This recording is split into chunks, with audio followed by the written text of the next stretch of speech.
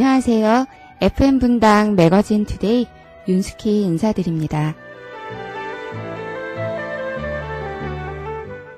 벌써 2011년의 절반이 지나가 버렸는데요. 그냥도 아니고 후딱 가버린 것 같습니다. 2011년의 하반기로 접어드는 첫째 날 7월 1일인데요. 여러분들은 어떤 계획을 세우고 계신지 궁금해집니다.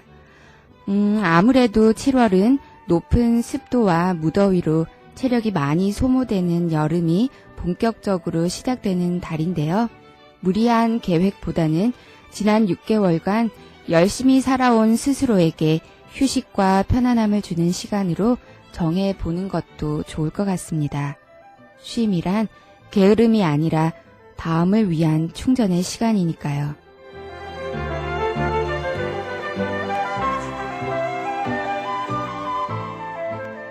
불쾌지수가 높아지고 쉽게 짜증이 나는 요즘, 기다림의 미덕에 대한 좋은 글을 누군가의 블로그에서 발견했습니다. 여러분들과 함께 나누고 싶어서 한번 읽어드릴게요.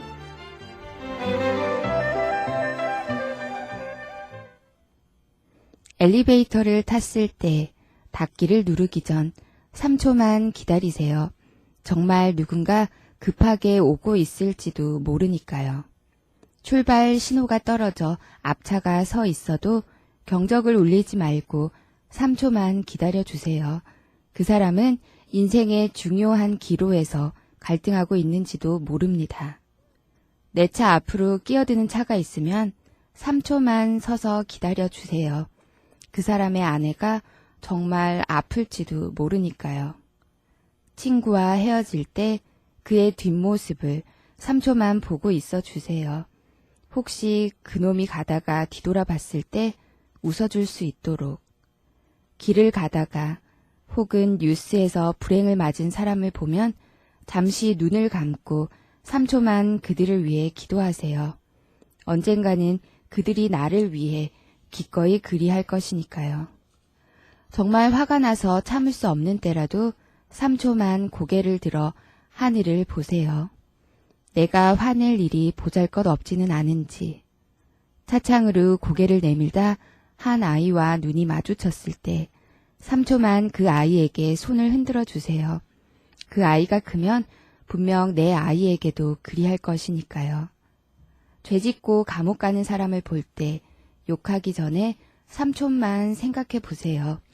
내가 그 사람의 환경이었다면 어떻게 되었을지.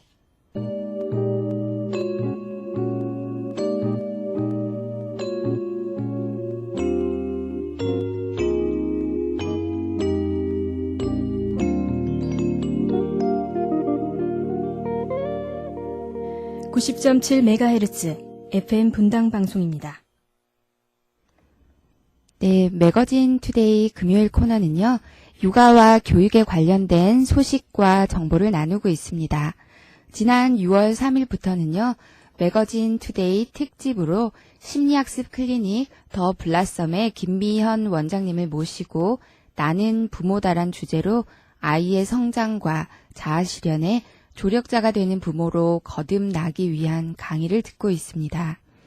오늘이 벌써 5번째 시간인데요.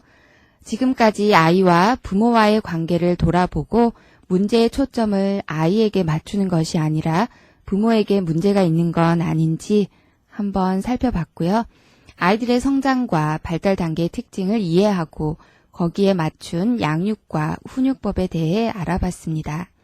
특히 지난 시간엔 많은 분들이 힘들어하는 사춘기 아이들의 특징과 원인에 대해 알아보았는데요. 많은 분들이 아이들의 행동을 이해하는 데 도움이 되었다는 말씀을 전해주셨습니다.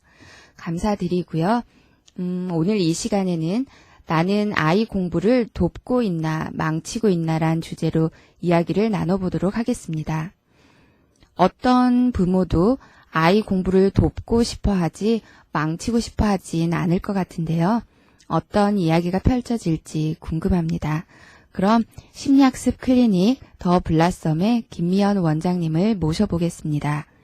안녕하세요, 원장님. 네, 안녕하세요. 네, 어떤 부모든지 아이 공부를 잘하는 아이를 좋아하고 또 아이가 그렇게 되도록 도와주고 싶어 할 것 같은데요. 어떻게 하면 아이의 공부를 도와줄 수 있을지 궁금합니다. 게다가 요즘에 집에서 엄마표 공부를 한다고 시작했다가 오히려 사이만 안 좋아지는 경우도 많더라고요. 네, 그렇죠. 언젠가부터 엄마들이 아이 공부를 상당히 많이 도와줘야 된다는 책임감을 느끼고 계신 것 같아요. 네. 제가 자랄 때 우리 엄마는 제 공부에 관심이 없으셨거든요. 네. 예, 그래서, 집에서 이제 뭐, 엄마 혹은 아빠가 이제 아이 공부에 관심이 많으신 분도 간혹 계신데요. 이제 여러 가지 궁금해들 하세요. 예, 어떻게 하는 게 아이 공부를 효과적으로 도울 수 있겠나. 근데 제가 오늘 말씀드리고 싶은 거는, 뭐 공부를 어떻게 돕는다 하는 학습법보다도 네. 이제 우리가 아이하고 어떻게 관계 맺기를 하고 또 아이가 어려움을 호소할 때 어떻게 그거에 적절하게 대응해주고 이런 것들을 얘기함으로써 이게 이제 학습 문제하고도 무관하지 않다라는 얘기로 이렇게 좀 전개를 해나갈까 합니다. 선생님 말씀하신 것처럼 그 부모라면 누구나 아이 공부에 도움이 되는 일을 하고 싶어 하죠. 네. 그러면서 이제 양육을 하는데요. 뭐 때로는 당근을 주기도 하고 때로는 채찍을 주기도 하고 이제 이 모든 게 아이의 학습 동기를 좀 높이려고 하는 그런 어떤 전략적인 행동이라고 생각을 해요. 그리고 뭐 요새 아이들이 많지 않기 때문에 또 바쁘시지 않은 엄마들 같은 경우에는 최선을 다해서 뒷바라지를 하죠.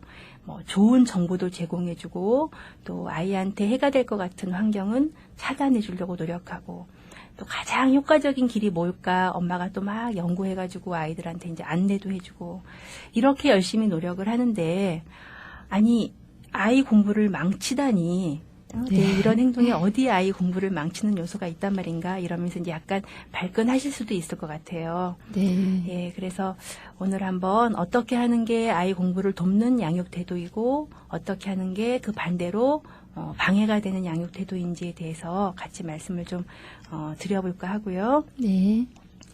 네, 그에 앞서서 이제 저희가 학습에 대한 얘기를 오늘 할 거지만 사실은 그 지금까지 쭉 이야기 나눠왔던 좋은 양육이란 네. 어떤 건가 이제 그거하고 무관하지 않기 때문에 그걸 한번 돌아보고 오늘 얘기를 좀 시작을 했으면 좋겠습니다. 지난 4주 동안에 한 거죠. 예, 좋은 양육의 조건. 4주간 한 걸 한마디로 우리가 정리를 그렇게 할 수 있을 것 같은데요. 몇 가지로 한번 제가 정리를 해봤어요. 저희가 공부한 내용을. 첫 번째는 아이의 본성을 그대로 인정해 줌으로써 자존감 손상을 최소화한다. 또는 자존감을 높여준다. 네. 이게 우리가 꼭 염두에 두고 양육을 해야 될 조건이고요. 그 다음에 아이에 대한 긍정적인 마음을 가짐으로써 아이가 긍정적인 자아상을 갖게 한다. 예, 이 또한 굉장히 중요한 거죠. 그 다음에 나의 어린 시절 상처로 아이에게 나쁜 양육을 제공하지 않는다. 네. 라는 게 있었죠. 네. 네. 그리고 또 어떠한 경우에도 아이의 마음을 먼저 읽어주고 공감해준다. 그런 다음에 내가 뭔가 교훈을 주고 싶은 얘기는 그 다음에 한다. 그런 얘기를 함께 나눴었고요. 네. 그래서 선생님께서 좋은 대화법에 대해서도 알려주셨었는데, 네, 그랬죠. 네. 예, 그 다음에 이제 또 아이 스스로 하기 힘든 판단을 돕거나 아이가 하는 행동에 한계를 설정해준다. 네. 네, 이건 이제 우리가 훈육에 해당되는 거예요. 네. 이것도 굉장히 필요한 우리가 양육 그 조건 중에 하나였어요. 예. 그 다음에 또 중요한 게 아이가 스스로 문제를 해결할 힘을 갖고 있다는 것을 진심으로 믿는다. 네. 네. 요 마지막은 그냥 우리가 뭐 말로만 그래 애들은 스스로 해결할 힘이 있다고 하더라 라고 생각하는 데서 그치면 안 되고 이걸 정말 믿는다는 건 그럴 기회를 아이들한테 주고 기다려주고 이렇게 실천을 한다는 거예요. 네. 네, 이렇게 해서 이제 저희가 이런 조건, 이렇게 키우면 좋은 양육자가 된다라는 걸 공부를 했고요. 오늘은 이제 아이 공부를 돕는 양육 방식에 대해서 얘기를 할 건데요.